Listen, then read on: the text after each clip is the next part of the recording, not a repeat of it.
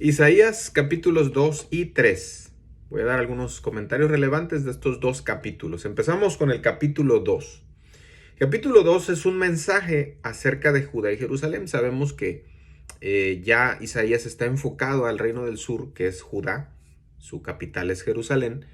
Y en este capítulo 2, él habla de una visión. Dice el verso 1, lo que vio Isaías, hijo de Amós. Es decir, esto fue revelado en algún tipo de visión, algo que él pudo ver, no sabemos exactamente cómo, pero él lo vio. Ahora, esta profecía que vamos a leer se desarrolla o continúa en el capítulo 3 y en el capítulo 4, hasta el capítulo 4.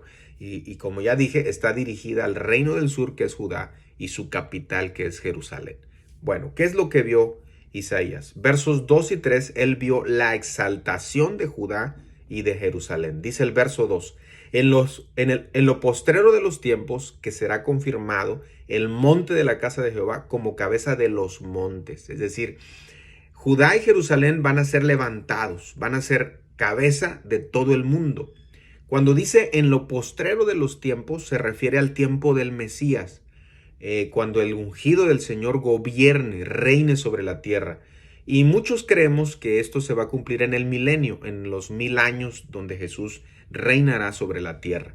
En el verso 4 nos dice que este reinado del Mesías, este reinado del ungido de Jehová, será pacífica. La naturaleza de este reinado será pacífica, dice el verso 4, y juzgará entre las naciones, no alzará espada nación contra nación, ni se adiestrarán más para la guerra.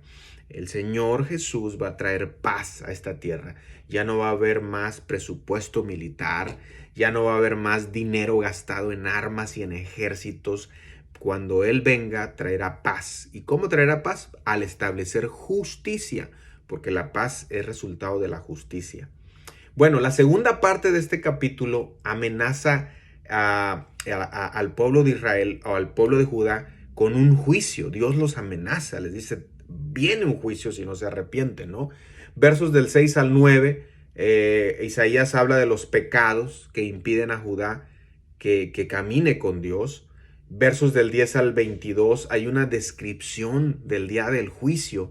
Léalos del versos del 10 al 22, ¿no? En este capítulo, Isaías comienza hablando de la gloria del reino del Mesías. Luego dice que Judá está corrupto, mencionando los pecados. Y finalmente, de los versos 10 al 22, nos dice lo que va a pasar para que después sea establecido el Mesías, ¿no? Ese es como un resumen que da. Vamos al capítulo 3. El capítulo 3 continúa la profecía que inició este capítulo anterior, ¿no? Los pecados de Judá. Del versos 1 al 7, el juicio de Dios a una nación decadente. Ponga atención a los versos del 1 al 7 porque dice ahí Dios, a través de Isaías, que les va a quitar el sustento, agua, pan, ¿sí? El pan y el agua. Y además dice que les va a quitar a los líderes competentes, al valiente, dice el verso 2, y al hombre de guerra, el juez. Y luego termina diciendo que Dios les iba a poner jóvenes por príncipes y muchachos serán sus señores. Es decir, en el verso 4 dice eso. Es decir, un juicio de Dios a naciones perversas, a países que se olvidan de Él y que de alguna manera abierta dicen, yo no quiero nada con Dios. El juicio de Dios es quitarles pan, agua y quitarles de líderes aptos, competentes. Y quedan los líderes inexpertos, emocionales, perversos. Es decir, que el pueblo recibe lo que quiere, ¿no? Ese es el juicio que Dios le está dando al pueblo, a Judá, pero se repite, ¿no? Hoy vemos en las naciones como en Estados Unidos, aquí por ejemplo, cómo hay líderes que se levantan porque esta nación cada vez más se ha olvidado de Dios y Dios deja, ¿no? Entonces un juicio es darles líderes corruptos, perversos e inexpertos. Vamos a los versos del 8 al 12. De los versos del 8 al 12 dice por qué Judá está listo para el juicio. ¿Por qué? ¿Por qué va a venir juicio? Dice el verso 9, porque como Sodoma publican su pecado, no lo disimulan. Es decir, que Judá manifestaba abiertamente y no tenía vergüenza en decir que eran pecadores, ¿no? Lo mismo que estamos viendo hoy. Hoy en día, con la bandera de nosotros no somos hipócritas, yo no soy hipócrita, con esa bandera, el pecado es hecho en público y sin vergüenza, ¿no? Entonces, debemos tener cuidado, hermanos, en no aceptar el pecado. El que a veces uno falle en el pecado no quiere decir que hay que quitar el estándar. No, el estándar sigue igual. Pero hay mucha gente que dice, no, mira, todos pecamos, ¿verdad? Tú también pecas, entonces pues no hay problema. O sea, Dios nos ama. No, es lo que hacía Judá en esos tiempos y por eso les vino juicio. Versos del 13 al 15 se nos dice cómo maltrataban a los pobres. Eso es muy importante, ¿no? La iglesia debe cuidar de los pobres, la iglesia debe buscar la manera de aliviar y ayudar a los pobres. Obviamente Jesús dijo, a los pobres siempre los tendréis, ¿no? No es nuestra misión hacer ricos a los pobres, ¿no? Pero debemos cuidar del desvalido, ¿no? Ahora, los versos siguientes, de los versos 16 al 23, ponga atención y con esto termino, habla de la situación de las mujeres de Judá. Esto es muy interesante. Porque no tan solo los hombres se ven pervertidos, no, aquí habla de las mujeres. Hoy que vivimos ya en un feminismo infiltrado en todas las esferas, en la iglesia, en la política, uno no puede hablar mal de las mujeres, ¿no?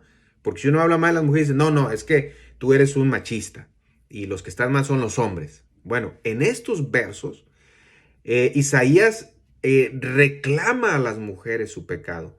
Las mujeres pecadoras de Judá, había una soberbia en ellas, dice el verso 16. Asimismo dice Jehová, por cuanto las hijas de Sión se ensoberbecen y andan con cuello erguido y con ojos desvergonzados, cuando andan van danzando y haciendo son con los pies. Usted puede entender ya eso, ¿no? Que eran mujeres soberbias, eran mujeres desvergonzadas, que eran mujeres que miraban lascivamente a los hombres y los querían llevar a la inmoralidad sexual. Y para enfatizar esto, el profeta declara una lista de accesorios y artículos que las mujeres usaban, ¿no?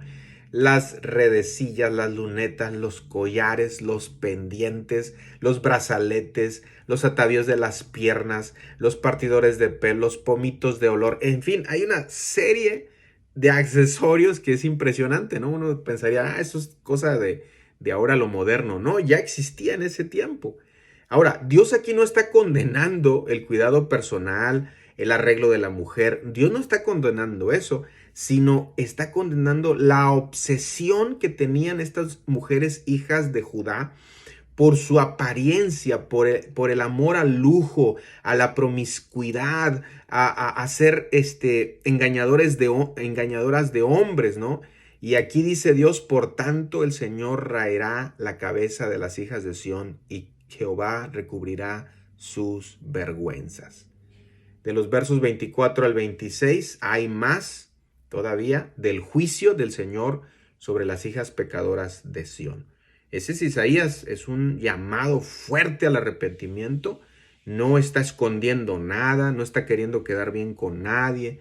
Y como usted podrá suponer, pues eran profetas que no eran amados, ¿no? Porque les ponían el dedo en la llaga, pero con un propósito, que se arrepintieran de su pecado, porque todavía Dios tenía misericordia de este pueblo.